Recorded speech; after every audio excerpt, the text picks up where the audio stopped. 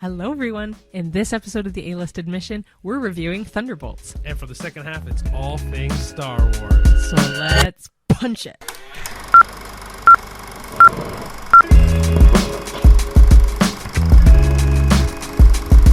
Hello, everybody. Hi there. And welcome to a new episode of the A-List Admission. Welcome. I think we're on episode 18 now. I know we weren't keeping track. I was not keeping track. I have to keep track because when I upload the podcast, Yeah. I have to number them and everything. File name, yeah. Yeah. But, I mean, I think we're on episode 18 now. And we're wearing matching sweaters. Oh, yeah. So, little background knowledge between me and Cheyenne is we both worked at Starbucks. Cheyenne actually got the job first, and then she got me in it. Starbucks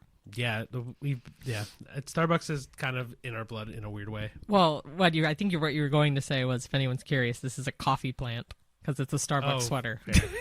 Yeah. Because I was like, that's just a random fun fact, unless you mention this way. Fair enough. The reason why I mentioned it also is because on the arm it says Starbucks, and so that's why I'm like, oh, people can see it. It's also really like pale, but whatever. Yeah. Anyway, awkward matching couple.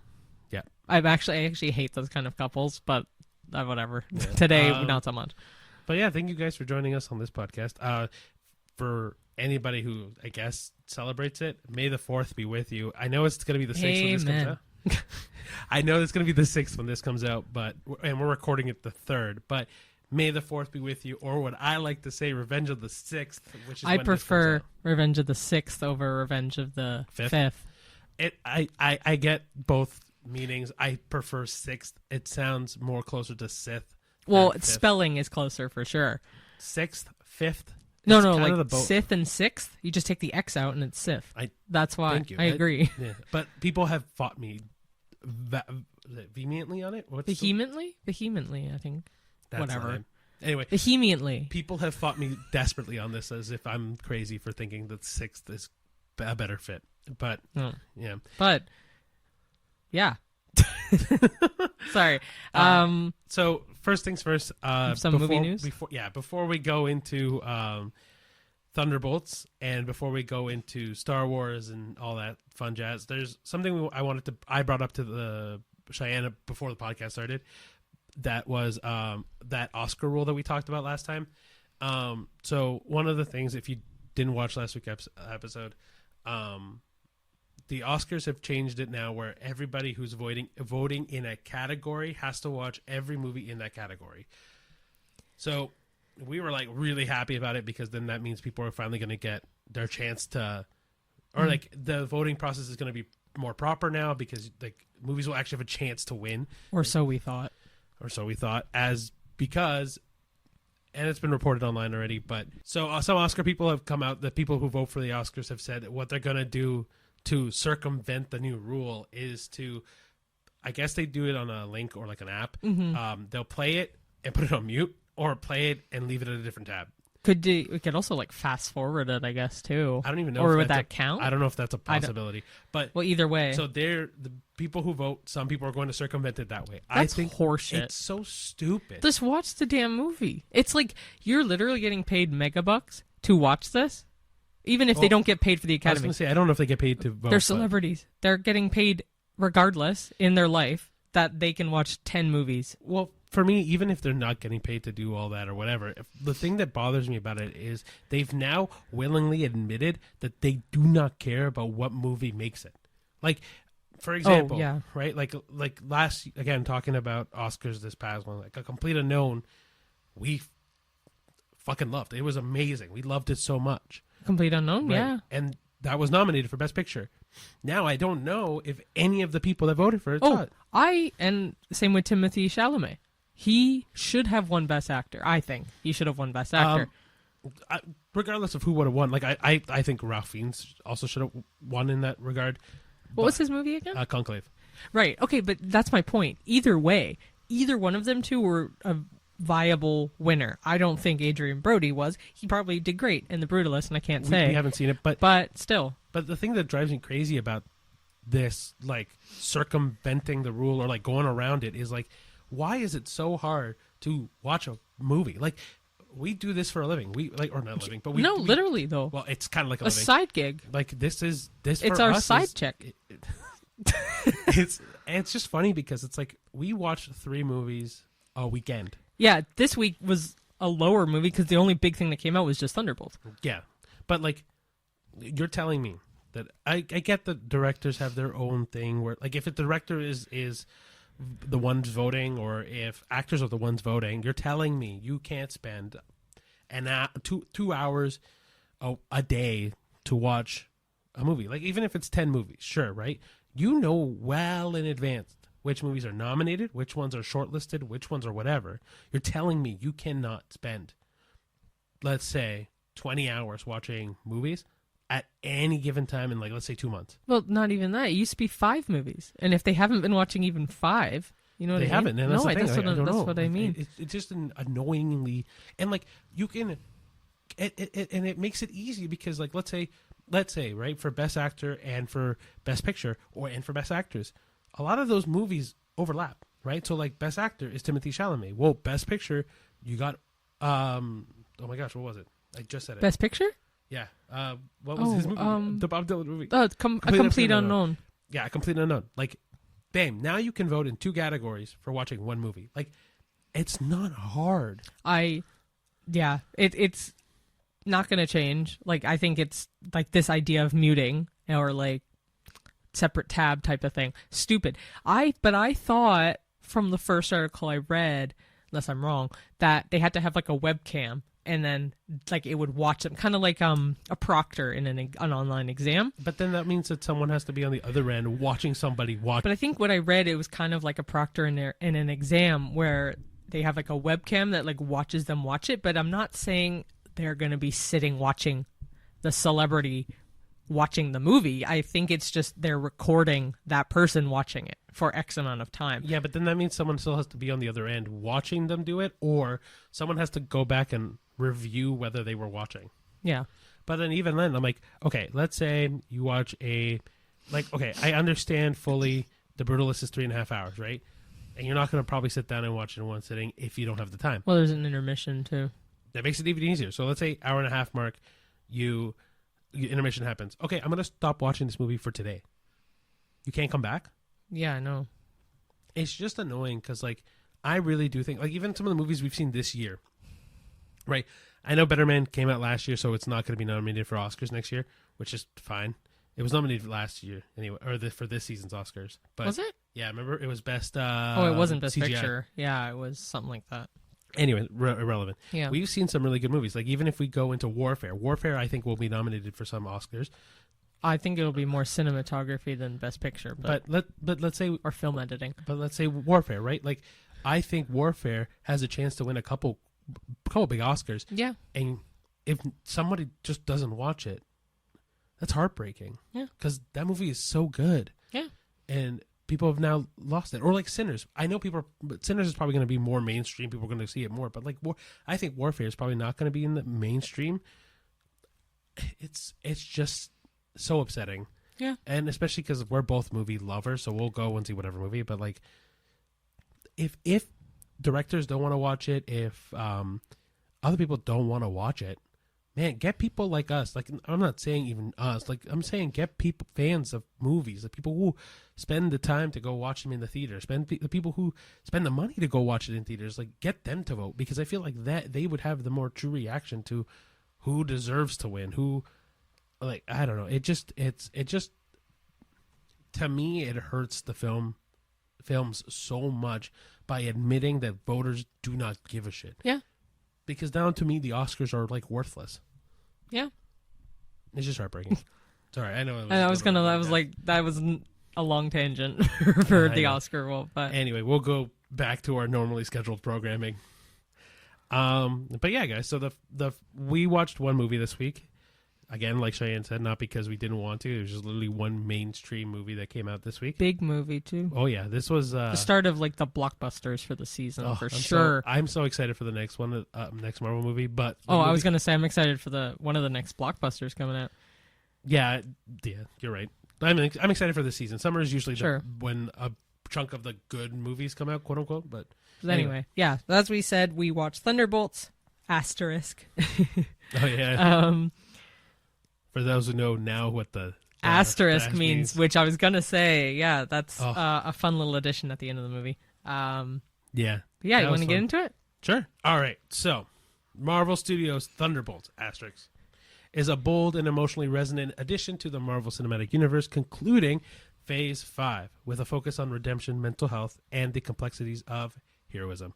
Which is crazy that it's the end of Phase 5 because it feels like Phase 5 came and went like that, like nothing. I didn't even know. I don't even know when the phases are. Like, I love Marvel. Couldn't tell you anything about the phases. So. The phases in the first half of Marvel are really easy. After Endgame, it really muddled the waters. So, but anyway, go for it. In Thunderbolts, a group of disillusioned anti-heroes, including Yelena Belova, who's Florence Pugh, Bucky Barnes, who's Sebastian Stan, Red Guardian, who's David Harbour, Ghost, who is Hannah John Kamen, John Walker, who is Wyatt Russell, which is Kurt Russell's son, and Taskmaster, who is Olga Kurylenko, and they are manipulated into a deadly mission by CIA Director Valentina Allegra de Fontaine, which is Julia Louis-Dreyfus.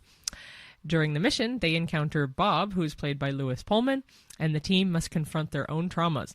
The journey culminates in a confrontation that emphasizes empathy and solidarity over brute force. And this, again, it is no spoilers. This is just like a general synopsis of what the movie's about. A little behind the scenes for this podcast, we wrote a synopsis and then went, ooh, spoiler. Yeah, spoiler. Like we cut out a spoiler, lot. So, spoiler. Yeah, we had to change it. This is a much toned down version. Everything that you've heard us talk about truly is in the trailer. We're trying this little spoiler for the really good movie. We didn't want to spoil anything. Anyway, all right. So some of the main themes or key themes of the movie: mental health and redemption. The film delves into the psychological struggles of its characters, particularly Bob's battle with his inner demons, highlighting the importance of confronting and healing from past traumas.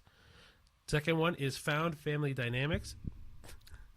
The Thunderbolts, initially a group of misfits, evolve into a supportive unit, showcasing their strength found in chosen families. Critique of authority through De Fontaine's manipulations.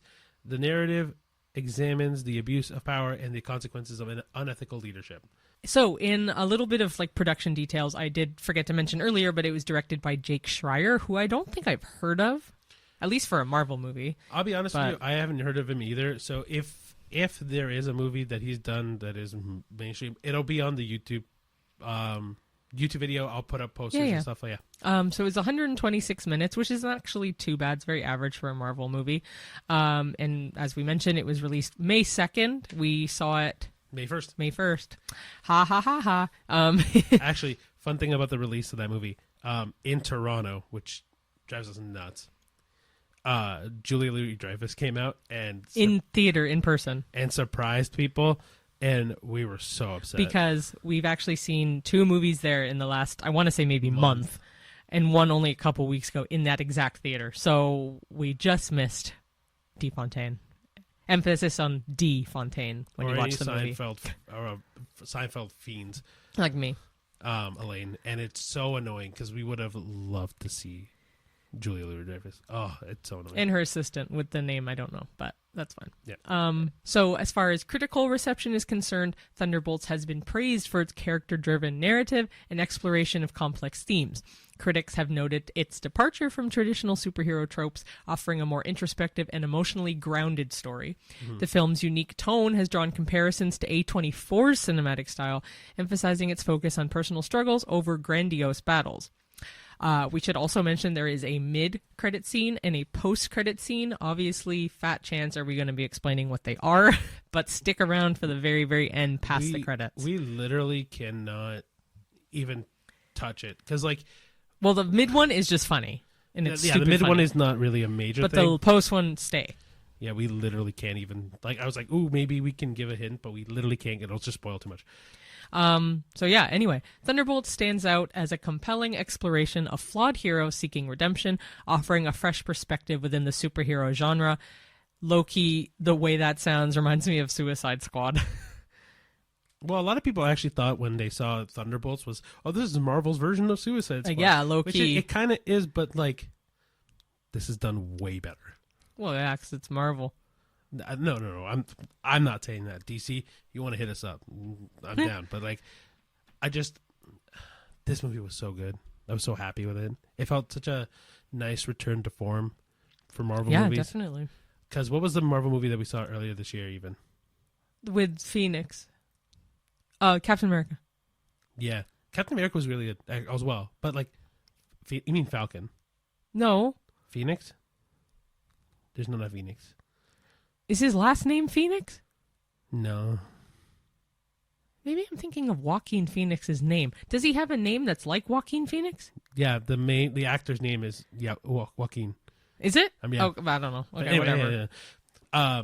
This year, to me, it seems like the year Marvel decided to really kick back because both movies have been so good so far this year. Like Captain America: Brave New World has been really, really, really good.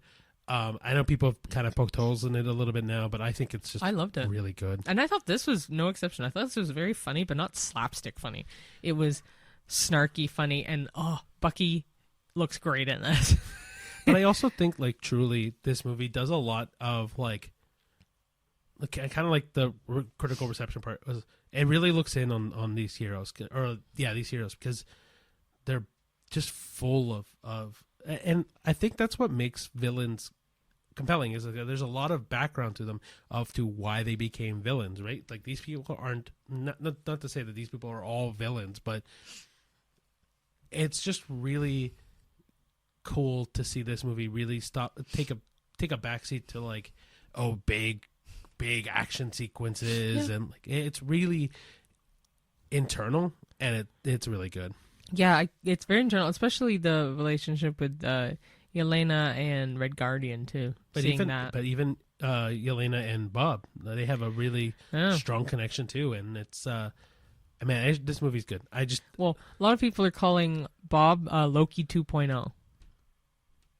I'm not going to explain why, but I was reading this in an article. Cool. I can't explain why. I want you to, but it's fine for this podcast. If you want to know, I guess watch the movie. But yeah, I know all the Marvel fans are going to go and see this movie anyway. But if anybody who's like truly fallen off of Marvel, kind of understandable, because like the last couple movies have not been fantastic. I truly do think if you hop back in with Captain America: Brave New World and Thunderbolts, you'll be happy. I think it's really come to form again. Yeah, it's good. Rating. Rating. Oh my gosh, I didn't even think about a rating. I'll do 8.5. No, actually 7.5. I'll do 8.5 then. I was like, I'm in the 7.5. No, because again, I'm thinking back. Again, I'm thinking back on the other movies. I'll say 7.5. I gave it a pop, so. Which, go on Instagram, TikTok, YouTube Shorts to watch our Pop and Flop series. I still love them. Pop or Flop, yeah. But yeah, I'm gonna give it an 8.5. I mean, I know it's probably a little bit more biased on the Marvel side because I just love Marvel stuff. But at the same time, I think this movie is truly just enjoyable. I didn't look away from the screen at all. Some of the art, like not art, but like some of the styles it's hard to explain really without spoiling it. But like some of the scenes, the action sequences, but also even the more like dynamic scenes in it are just really, really well done, like really shot well. And I think it's just compelling to watch. I really do like it, and it just sparked a lot of joy in me going, okay, I'm really excited for the next one, and obviously Avengers Doomsday that comes out next year, I'm now more excited for as well. So yeah, one last thing before we get into our All Star Wars. We were talking about post-credit scenes and stuff. We forgot to mention that we didn't realize in Sinners from, was it last week? Yeah, last week. Yeah, that there... Was it? Yeah, it was last week. In a previous podcast episode, we didn't realize there was actually a post-credit scene in Sinners. So if you have not seen Sinners yet, stick around for the very end after the credits roll. And if you have seen it already, one, go see it again, because we're planning on wanting to go see it again. But two, there's probably someone who has posted the end credit scene online. But yeah, there is one. So stick around for that if you have not seen it yet. Cool. All right, guys. Now, all things Star Wars. Like I said, may the 4th be with you. May Revenge the 4th of the be with 5th, you. Revenge of the 6th, all that good stuff. But one of the reasons why we wanted to touch on Star Wars is, one, obviously, May the 4th. But two, me and Cheyenne have been kind of in the background, hardcore watching all the Star Wars movies again. And not for this reason, just we really like them. Yeah. No, I've been a Star Wars fan for a really long time. Cheyenne is more recently into it. No, I've been a fan of Star Wars for years. Yeah, but, I know, but as far as the Clone Wars and all the side shit, I have just gotten into it. Well, Cheyenne is starting to really get into the lore of Star Wars more in terms of what's. So people are going to fight online because you'll come to realize this: the Star Wars fandom is just feral, truly feral. They anything new that gets brought up, they like to fight and attack and like be very aggressive about it. And I'm not a part of that. I just kind of enjoy Star Wars stuff as it comes, but we are really looking at anything Star Wars post Disney stuff as well. Anyway, so but yeah, so like for example, Clone Wars I know started before Disney, but Disney Plus, you mean? Or before Disney bought out LucasArts? No, Lucasfilm. I confused. LucasArts is the video game section. Oh, that's why I get confused. Anyway, but before Disney bought out Star Wars and Lucasfilms and all that, I know Disney kind of axed a lot of the comic book stuff and like changed a lot of things, and so Disney has taken everything from the original trilogy, prequel trilogy, Clone Wars, and onwards. Okay. Cool. So Cheyenne is starting to learn more about it, so I'm really excited because I love all things Star Wars. So yeah, I mean, and Clone Wars was great. So we finished Clone Wars. I think the last time we talked about Clone Wars, we were still watching it. Yeah. So we finished the first season now of Rebels, Star Wars Rebels. So now we're into the second season. Yeah. So, which I really like that series. So too. I should ask Cheyenne this, and it's going to be more of a question later on as well. But how do you think about Ahsoka? Of the TV show or the character now? The character now. I'll definitely enjoy the show more now. The Ahsoka show.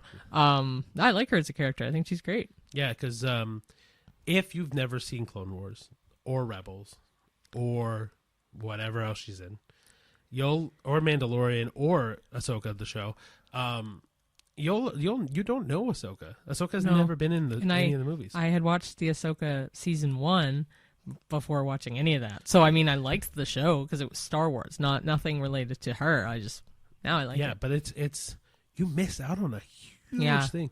I know a lot of people. So let's go into Clone Wars because Clone Wars is such a big part of Star Wars lore that not a lot of people know about. But Clone Wars to me saves the prequel trilogies 100% because the prequel trilogies suffer from a lot of like you don't see Anakin turn really, right? Like in episode 1, the recruitment of Anakin, you don't see anything like that. Episode 2, Anakin's starting to get there, but nothing crazy, right? But then the Clone Wars start, and then the third episode comes, the Clone Wars end, and then everything goes to hell. And the show itself, the Clone Wars, really fills in the gaps of seeing how Anakin goes from this guy who is not straight and narrow, like he's a little bit unconventional, but definitely of the Jedi side, to slowly seeing how things turn and twist into, by the end of Clone Wars, like, yeah, he's definitely this more emotional and more severe kind of guy. Yeah. Right? And so you kind of understand things like, for example, in episode 3, he gets to join the council because or Senator Palpatine or Chancellor Palpatine asks him to, but he gets kind of not whiny, but kind of annoyed the fact that he won't be assigned the title of Jedi Master, right? Where when you jump from episode 2 to 3, it seems whiny, and Anakin does seem whiny if you just watch the movies. Yeah, he seems whiny, arrogant, cocky, and like, oh man, like this. Like, obviously, he doesn't deserve the title of Master. He hasn't been doing it nearly as long. Yeah. But after you watch all of Clone Wars and you get to see all that he's dealt with and how many Jedis he's saved, how many Jedi Masters he's saved, and then they don't give him that title, you're kind of like, no, I kind of get it. So then do you think he's hero, villain, or victim? I think, that's tough. I honestly kind of think he's victim. Oh, I do too. I think he gets, I just, honestly, by the end of it, you kind of just feel bad for Anakin all the way through. Because Anakin gets dealt with oh, he's a Jedi, and like he really wants to be the best Jedi he can possibly be, Yeah. and prove everyone wrong. Because even at the beginning, they're like, "Oh, you're too old to be a Padawan," and then he becomes a Padawan because Obi-Wan chooses to, or chooses like, "No, I'm going to be your master, or be your mentor." He gets manipulated by Palpatine. He gets manipulated by the Council. Councils don't trust him. People don't trust him, but he proves them wrong every single time. Yet Ahsoka's the similar storyline. Council didn't trust her. Yeah, I mean, yeah, like it's so heartbreaking to see how many good Jedi we lose because at the time of the Clone Wars, the Jedi aren't the best. Like truly, like you have this belief that, especially after watching the original trilogy, you think the Jedi are this like lost group of people that are amazingly good, like they can do no wrong. And then in the Clone War, or in the prequel trilogy, you kind of see how much flaw there is in them, and then you see it even more in Clone Wars. Yeah. I just think, truthfully, like in terms of Clone Wars, I think it's if you need more of a basis to love Star Wars and get understanding of how Star Wars works in the universe at large, truly watch Clone Wars. Yeah, I think it's great. What do you think about Anakin being hero, villain? No, I agree. Victim? I think he was very much a victim. Like, I don't really have much else to say on it, to be honest. Well, like, from your take of the Clone Wars, because now that I've seen it twice. You've seen it once, right? And then and you've seen it in order, which I've never seen before, right? Where you watched Episode 1, Episode 2, Clone Wars, Episode 3. Yeah. How does that affect your view of Anakin? I just thought it was cool to see so much more depth in his storyline. Like, with a lot of the characters in this Clone Wars, but... Fair enough. But does it make you think, for you, because I've seen it before and then rewatched the Star Wars movies since then, does it make it seem like Anakin was a villain before, but now a victim after watching Clone Wars? Or do you... No, I just think he was a guy, and then he became a victim of these circumstances. I never thought of him as a villain or a hero. Beforehand? No, I just thought of him as a Jedi. I think my opinion of the prequels changed after I saw Clone Wars, because... No. Not for you. Not really. For me it did. Yeah. Because I think that Anakin really is I think he deserves what he gets after Episode 3. Yeah. Before I watched Clone Wars. Oh. And then when I watched Clone Wars, I was like, oh man, this poor kid just gets... Yeah. Rope Oh control. yeah, 100%. They definitely don't flesh it out. Sorry. Enough in Episode 3, which is why I'm glad I watched Clone Wars, because then I don't necessarily like side with him, but like I get exactly where he's coming from and why he feels how he feels and why he starts to become who he is. You know. Yeah, I think. Honestly, I just truly feel bad for him. Yeah. In Clone Wars. Now, Rebels, we won't talk about too much because Cheyenne hasn't seen it, and I don't want to spoil Rebels for her. But it took me a little bit, honestly, though. It took me a few episodes to be like, oh, I actually do like this, because it's like in the world of Star Wars kind of thing. So for me, I was like, oh, I don't know if I like this. But then some of it had some familiarities to it, so I was like, oh, actually, and I really like the characters. You grow to really like them. So I think Rebels is not as watched as people have seen. So I won't get into too many details. And Cheyenne hasn't even met some of the characters. I'm super excited for her to meet in Rebels. But the main group of characters are Ezra Bridger. You got Hera Syndulla. Thank you. Kanan. I don't remember Kanan's Chopper. last name. Chopper is the droid.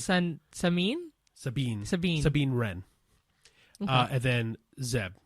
Oh, Zeb, yeah. But low-key, I'm happy you haven't remembered any of their names, to be you're doing a honest. good job.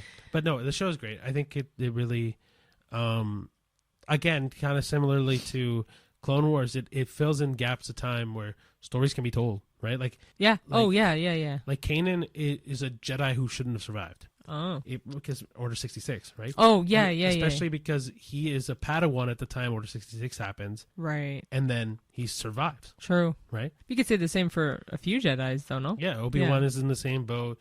Yoda's in the same boat. Ahsoka's even in that same boat. Yeah, she's just not a Jedi. Yep. That's unfortunate. Yeah, I don't know how to say that. But I mean, you'll get to learn more about Ahsoka's story anyway. Like you have. I know, especially since one of the upcoming projects is that. Yeah, so sorry. We'll cut into some of the upcoming stuff then now. It doesn't matter. No, it's fine. So for those who have seen, we'll list all the stuff that is even out right now. So obviously, episodes 4, 5, 6, episodes 1, 2, 3, episodes 7, 8, 9. 79. Those are the main movie ones. Yeah. And then you got Rogue One, you got Solo, then you got Clone Wars and Rebels, like we mentioned. And then you have The Acolyte. You got The Mandalorian. Yeah. Oh, yeah. Okay, sorry. I thought you skimmed over. I didn't know you were going back to back. Okay, but that's fine. Yeah, The Acolyte. Yeah, The Mandalorian. Then you got Skeleton Crew. Then you got The Book of Boba Fett. Ahsoka. Then there's more, definitely more. Oh, Andor. There's more. I know there's more. It's driving me nuts right now. Well, there's also the mini, like, Tales of the Jedi and Tales of the Empire. Oh, but those are part of that story. They're great. Yeah, and there's more. For whatever reason, my brain is blanked. Those are some big ones, though, to keep in mind. Sure. But then I also looked online to see what other projects are coming up. These are all projects that are either A, confirmed and have a release date, or 2, are in development. There's a bunch that are rumored to come out. There's a bunch that are canceled. But I just copied the ones that are definitely in development right now. And you forgot one of them, Visions. Oh, yeah. Right, Visions. But Visions is a interesting thing. We'll get to it in a second. But anyway, so Star Wars Andor Season 2 is already out. Came out April 22nd. Tales of the Underworld comes out for you guys 2 days ago. Well, it comes out May the 4th. Yeah. It very apropos, though. May the 4th being Yeah. here. Star Wars Visions comes out October 29th. The third season, Yep. yeah. Now, the one we're excited for. Jon Favreau's The Mandalorian and Grogu movie comes out May 22nd, 2026. Maul, Shadow Lord. That comes out 2026. And, It's a series, yeah. I'm so excited. I love Darth Maul and the twists and turns his character goes through. Star Wars Starfighter comes out May 28th, 2027. Is that a show or a movie? I think that's a movie. Actually, I think that's a movie. Okay, the only reason I'm not sure is because in the list that you did acquire, thanks to IGN, some of the things on here say movie and some say series and some don't say anything. So I'm just curious. No, that's fair. Ahsoka Season 2, that's in development. Actually, the rest of these are going to be in development. Thank you. Taika Waititi has a Star Wars movie coming out. James Mangold has a Star Wars movie coming out called Dawn of the Jedi. Dave Filoni's Mandoverse New Republic movie. I don't even know what that is. They may not have names yet. These are just... Yeah, fair enough. Charmin Obaid Chinoy's New Jedi Order movie. Simon Kinberg's Star Wars trilogy. And Carlton and Nick Cuse. Cuses. So, Star like, Wars Carlton and Nick Cuse. Yeah. They have a Star Wars series coming out. But yeah, that's everything to kind of be excited for. I know Taika Waititi's Star Wars movie has kind of been in development, not development hell, but like like Limbo? Kind of, because it kind of works on just Taika Waititi's time. He does it whenever. Oh, really? Yeah, he does it. He'll do it whenever he wants to do it. It's kind of the idea. That's kind of annoying. It is, but I don't know. I mean, he makes good stuff, so there must be a rhyme or reason behind it. I mean, it's one of my favorite TV shows he made, so. What was that? What We Do in the Shadows, or yes. co-made with Jermaine Clement, but still. Yeah. So those are everything that's coming out. I mean, we've seen everything up to this point. Except for the new Andor. I was literally just going to say. Yeah, we need to. So, Rebels, I should also mention, is shorter than Clone Wars. So it was a lot easier to chop through because there's not only like maybe 15 average episodes per season. There's only 4 seasons. Clone Wars had, 7? Yeah. Yeah. And some of them were 22 episodes, some were 13. So there's like a healthy mix of all those as well.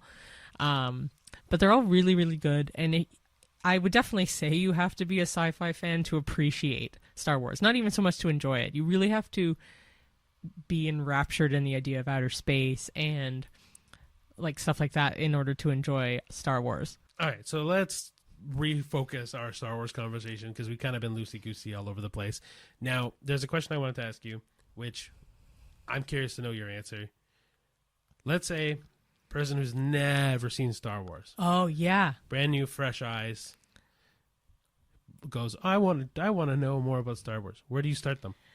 Okay, so either people are going to be mad if I say, like, start with episode 1, or, like, people are going to be really mad either way, I think, regardless of what I say. The fandom is, like you said, feral. You're allowed to do however no, I you know. wanted to. I would say just start at episode 4, because that is the first movie that ever came out. Like, it was A New Hope, and a lot of people who don't know Star Wars at all or lick of Star Wars are like, why would I start episode 4? But everyone will tell you, if you're doing it by release, it's 4, 5, 6, 1, 2, 3. If you do it chronologically, it's 1, 2, 3, 4, 5, 6.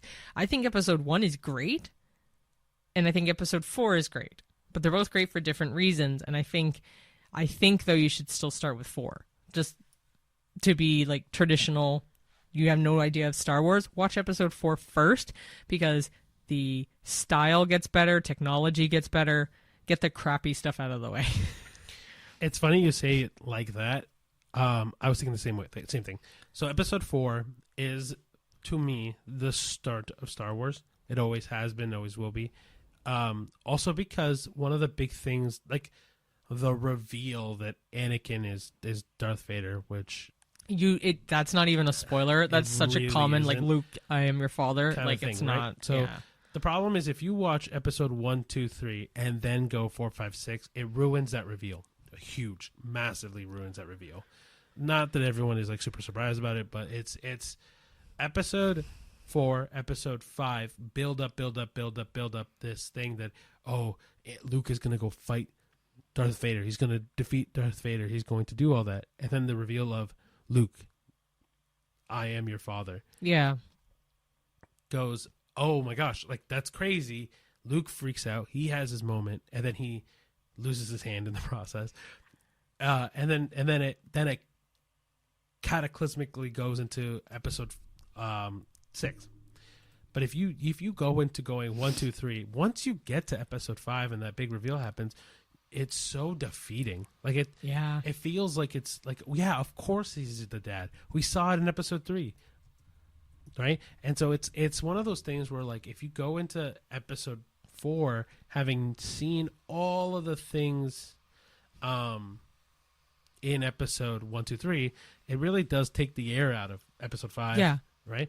And then on top of that, like Cheyenne said, if you go into episode 4, or you go into episode 1, 2, 3, and then go into 4, 5, 6, I'm not saying the originals are bad in any way. It's just technology caught up so much in episode 1 that by the time you go into episode 4, after spending 3 movies to watch, and then go into that, it does feel like, oh, why am I wasting my time on these shitty movies? Not that they're shitty. Yeah, they're just they feel long. Like the first one came out in 1977. It gives the vibe of a 70s movie. I found a lot of 70s movies, they were great, but they felt unnecessarily long, and I don't know if it's because of the technology. Like even the animation or CGI in the episode 1 for being, I don't even remember when that one came out, but it's pretty good.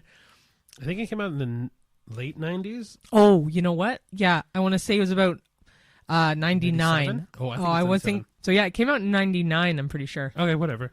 But yeah, going from a movie that it came out in 1977, or even like 1997, 22 years later, though. Yeah, it's such a big difference in technology. Not that, again, like I said, not that either trilogy is better story-wise. Both of them are good in their own way. It's just, I think for modern audiences, if you've never seen the original Star Wars, then you're going to go into it after seeing 1, 2, 3 and go, holy crap, this is a downgrade. Yeah. Oh, yeah, 100%. Right. So but to answer your question, I would say episode 4 first. And then I would say if you want a very basic line Star Wars thing, go 4, 5, 6, 1, 2, 3, and then Clone 79. Wars? Oh. Very basic level for movies, just movies. Yeah. Do not, if you want the most basic understanding of Star Wars, yeah. But you want to watch all the movies, do that way. Don't do anything else. It's just so much more, less of a headache. Now, new fans that want to do everything. We do the same process. We go 4, 5, 6, then 1, 2. Pause, and then do Clone Wars. Then do 3. Yeah. Then do Rebels. And then we're going into extra movies, right? Because then there's like Mandalorian and Ahsoka. And all that fits in between, right? And so...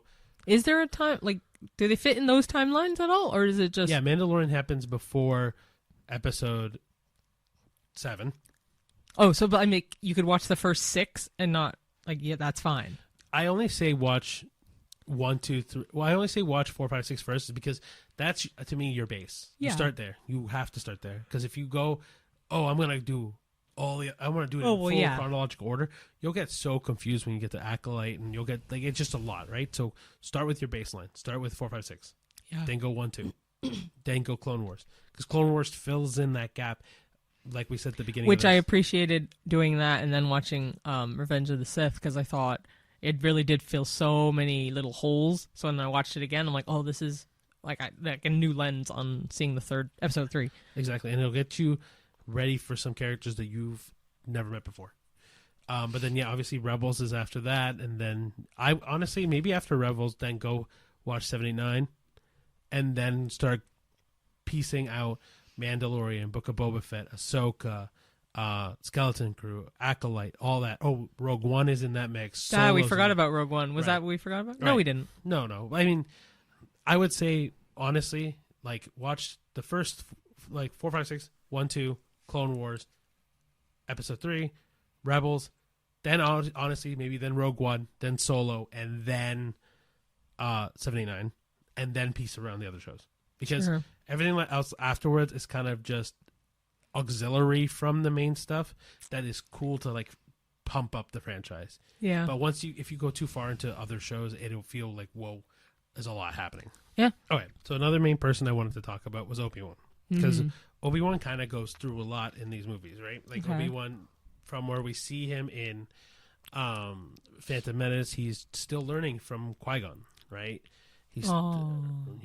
And Qui-Gon goes through a lot of shit too. Yeah. Right? So Qui-Gon goes through, or sorry, not Qui-Gon, sorry. Obi-Wan goes from seeing his master die to now all of a sudden getting absorbed with taking care of this kid who's supposedly the chosen one. Did you know, actually, I think you did know this too, about Qui-Gon. Young Qui-Gon is voiced in Clone Wars by, I think his name is Michael Neeson, who's Liam Neeson's son. Oh, cool. I actually didn't know that. And, because Liam Neeson plays Qui-Gon in the Clone Wars too, which is so cool. But yeah. And then, so Obi-Wan then has to deal with now reeling between losing his mentor to taking care of the chosen one. So he goes through a lot, yeah. And then obviously through Attack of the Clones and finding out that there's a whole clone army and having to basically what I'm trying to get to is being this such respected Jedi who is a Jedi Master who is very logical and very smart, and he does blindly trust the Jedi Council, and then obviously going from that to surviving the fall of the Jedi. Also, I completely forgot. Then obviously in his show Obi-Wan going. Oh my gosh! Yeah, I know. Fuck! No wonder you didn't. You were like, I think I'm missing a show. That's like my favorite one. Yeah.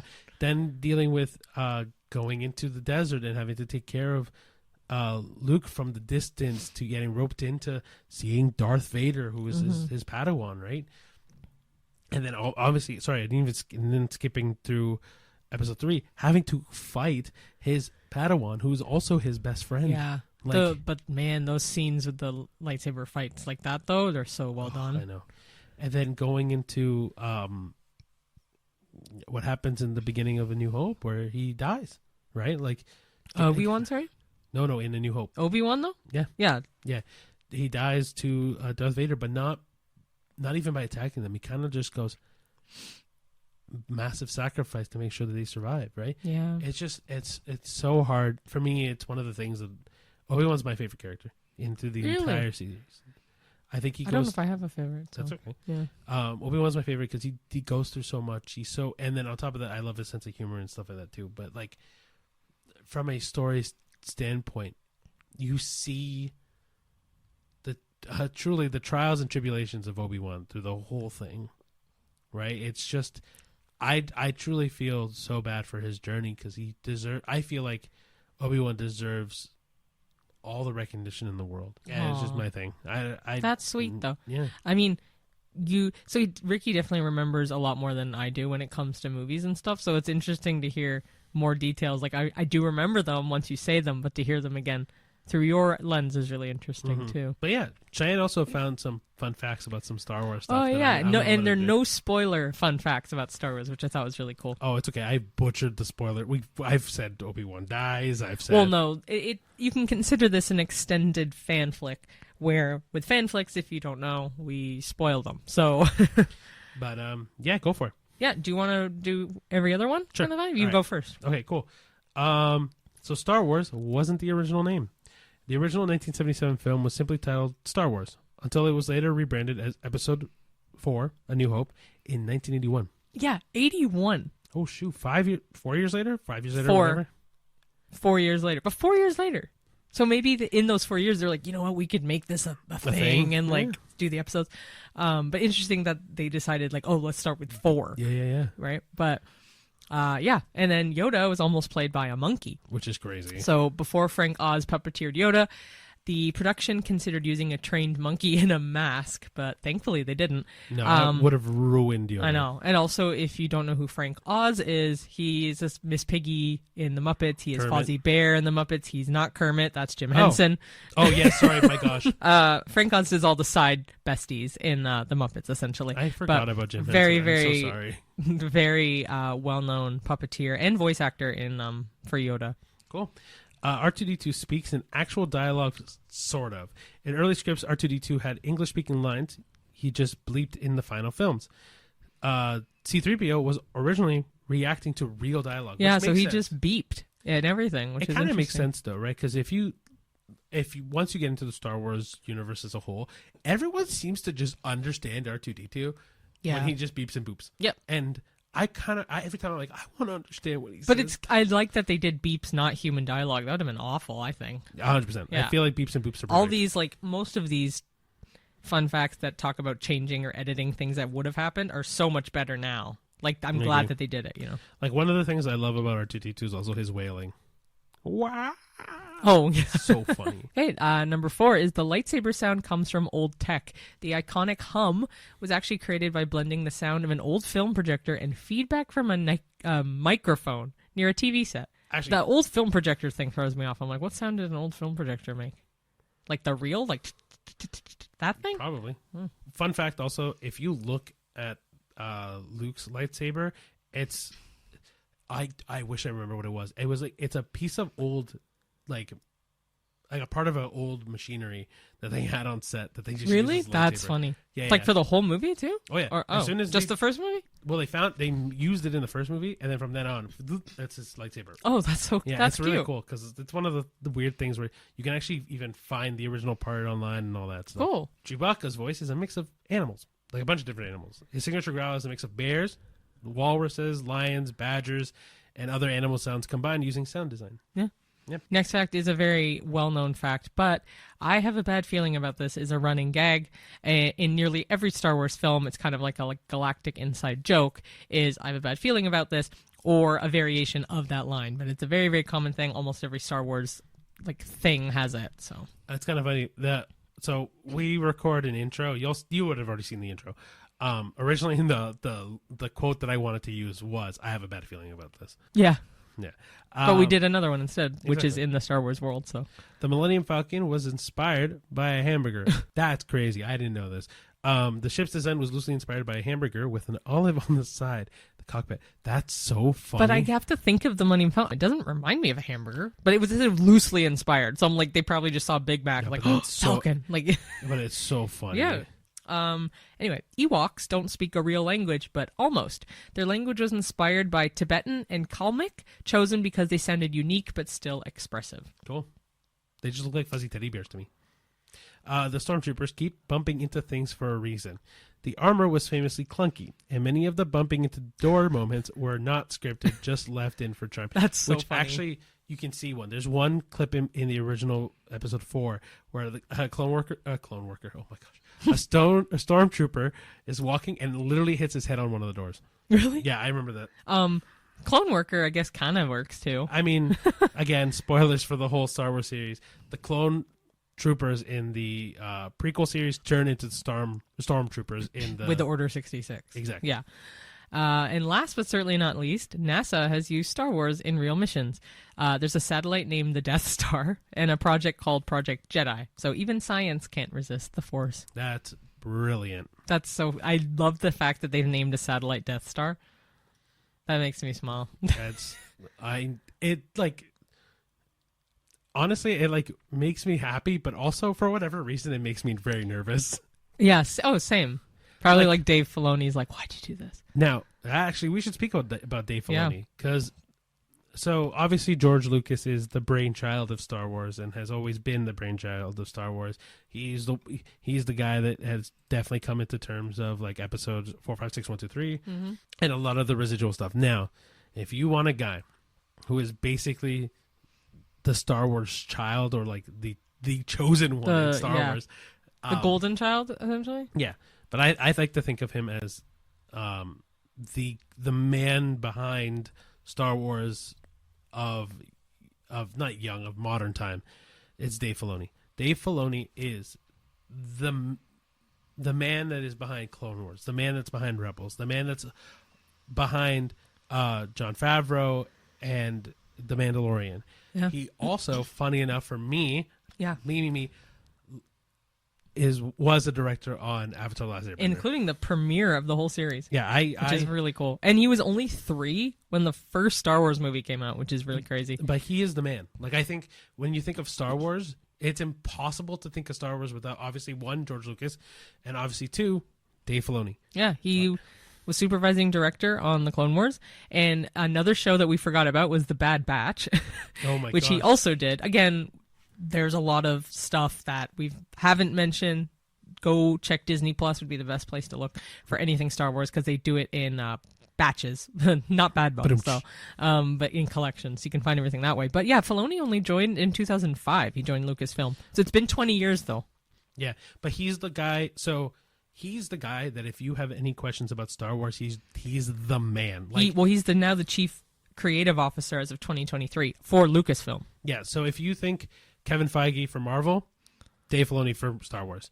But I also want to say, like, for Dave, he's been the one that has mentored a lot of people through this process. Like, one very prominent person that I think of every time I think of Star Wars in the world. I didn't get a chance to pull it up, but if you ever watch Freddie Prinze Jr. talk about Star Wars, he talks about Dave. And it's really impressive to watch. I know. I do want to look that up. But also, another person is the gentleman who voiced Maul in the Clone Wars. Also talks super highly of him. Like those two people, of Dave. Yeah, but those two people, I would say, are the most influential people when you talk about Dave influence to Star Wars. Well, I was reading a bit more about Dave Filoni, but the thing he is currently developing is what we had mentioned, but it's a live-action Star Wars film set during the New Republic era, and it's going to culminate the interconnected narratives from The Mandalorian, The Book of Boba Fett, Ahsoka, and Skeleton Crew, focusing on the conflict between the New Republic and Imperial remnants. Which is very exciting. I know. And then we had mentioned Tales of the Jedi and Tales of the Empire. His most recent Star Wars entity is Tales of the Empire, so it is on Disney Plus. They're really great. They're like under 15 minutes an episode, and there's only I think like 6 or 8 episodes. Well worth watching. Kind of gives you backstories on 2, more notably 2 not Siths, but characters in the bad side. But yeah, like I don't know how much more we can truly say about Star Wars other than like just if you really want to know more, watch it. Watch the movies first.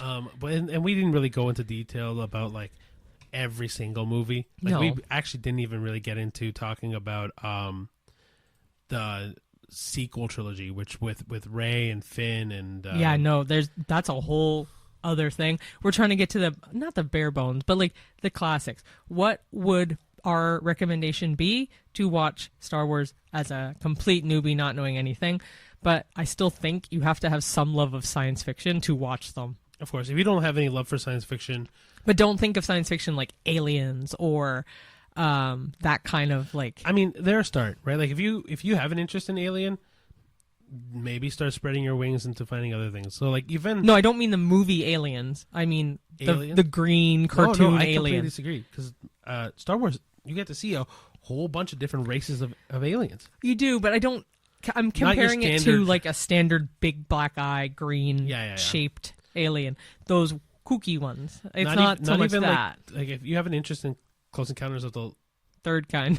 Thank you. I knew I was going to screw that. What were you going to say? I don't know. Even that is kind of like a very basic level of like science fiction before you get into Star Wars. Or Men in Black is a bit basic. But Men in Black is kind of Men in like Black's the same. great. Men in Black is kind of the same wavelength, just a lot more on the comedy side. Yeah, which is also might be a good like kind of starter right before Star Wars because it's a more humorous take on outer space. But then Star Wars is way more fleshed out. Or if you want like a really deep dive, and I know a lot of people more have seen this because it's more out recently, Dune is kind of a good choice to this. That's really in depth, though. That's what I said. It's a big deep that dive, but a lot of newer fans love Dune, right? Because Dune is the new blood of it. But I will say, Star Wars took a lot from Dune, so the book Dune. So if you like Dune the movies, and you're like, ooh, I want to kind of taste something that's like this, in depth like this, Star Wars is your next one. Sure. Yeah, I agree. Cool. I guess we're gonna cut it there. There's a lot more we could get into, but again, like I said, just watch the movies. I would say definitely try episode 4, New Hope, first. I would also say, like, this probably wasn't the best, like, recap for Star Wars stuff. It's just kind of us, like, gushing and, like, throwing Star Wars shit at the wall. But that's kind of our episodes, or our podcast. We literally just banter and, like, add in our stuff. It's a very ADHD moment, so. It kind of is our podcast. I think the most focused and centered one was the Sinners episode, where you just I went off on my, like, essay. Yeah. Yeah, that was the most focused you'll probably see me in this show, because... Yeah, the ADHD is thriving today. But yeah, like, I mean, we love Star Wars, so us kind of just gushing about Star Wars was kind of the whole point anyway. Yeah. But yeah, so. Actually, can I add one more thing? You had mentioned your favorite character is Obi-Wan, and I said I don't really think I have one. It bothers me that I don't really have one still. But, yeah, like, I want to pick one. You got time. We still have so much show to watch. We're going to rewatch The Mandalorian. If I had to pick one now based on all the stuff, possibly Hera. Hera Syndulla? Yeah, from Rebels. I am actually really happy you said that. Hera's amazing. Hera's awesome. So I really like her if I was doing the entire cluster of all things Star Wars. But if I just pick the first 6 movies, part of me is like Han. Because he's so a cocky bastard. Han Solo's amazing. Like, so yeah, again, I probably would say Han Solo, but I do really like Obi-Wan and Qui-Gon.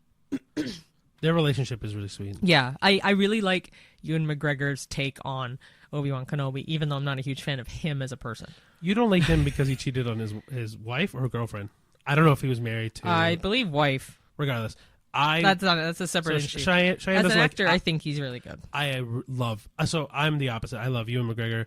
I don't obviously condone the whole cheating thing at all, but I love him a lot. I also love Pedro Pascal as Mandalorian. Mando, but Mando. No, but he has a name and I can't think of it. Din Djarin. Thank you. I just remembered I just like to say Mando, but we love Pedro Pascal. In anything is amazing. Yeah, I could then I could potentially say him, but for me the 6 movies specifically. Yeah, Obi-Wan for everything. Yeah, and then expanded Mando / Hera. Then I'll say. Yeah, I also really like Cheyenne's not really seen Kanan too much. Not yet, but I like him. I like most of the characters in Rebels, so there's a lot more. There's but so much. We'll cut it here. Yeah. Anyway, before we go too far, please watch Star Wars if you're interested at all in it. It's a lot, I know, but start with the movies, then go outwards. Yeah, and then. But yeah, we'll wrap up now. So, thank you so much for watching our podcast. If you want to watch more, there's a whole whack of them on YouTube. If you want to see our pretty faces. Or TikTok, Instagram, YouTube Shorts also has our pretty faces, but a lot shorter of a video. If you want to listen to our beautiful voices, Spotify, YouTube has podcasts, Apple Podcast, iHeartRadio, wherever you get your podcasts, you can listen to all of that. You want to connect with us, it's Facebook, Instagram, YouTube, TikTok, Threads, Twitter, what else? LinkedIn. Not LinkedIn. Oh my gosh. You keep saying LinkedIn, but it's Letterboxd. Letterboxd to watch all of our reviews wrapped up in a very nice box. Not even watching it. It's just literally a visual 1 to 5 stars. Our log of movies over the last few months. But yeah, guys, if you have any opinions on, obviously, Thunderbolts or any of the movies we watch, just remember, what we say on here is just our opinions, but we want you guys to interact with us. Let us know what you thought about, I almost said Rebels, of Thunderbolts. Let us know what you think about Star Wars as a whole. What is your favorite Star Wars movie? What is the one you like the least? What is all that fun stuff? Like, for example, my hot take on Star Wars is The Last Jedi is the best of the sequel trilogy. Just a quick thing. Not The Force Awakens? No. Okay, that's a whole separate issue. Yeah, anyway. But please engage with us, guys. We want to talk to you. Yeah, and if you leave hate comments, we love them. We kind of laugh at them. True, we definitely laugh at them. But we also really like love comments, so leave Love the comments love, a spread the love, spread the joys, and Also- we're not forcing you to do it. Ooh, well done. Ba-doom. Also, rate us 5 stars on Spotify because that helps the podcast go. Share them with your friends, your family, your enemies, your lovers, the whole bit. And then, most importantly, guys, we will See you at the movies. see you there. Bye. Bye. May the 4th be with you. May the 4th be with you.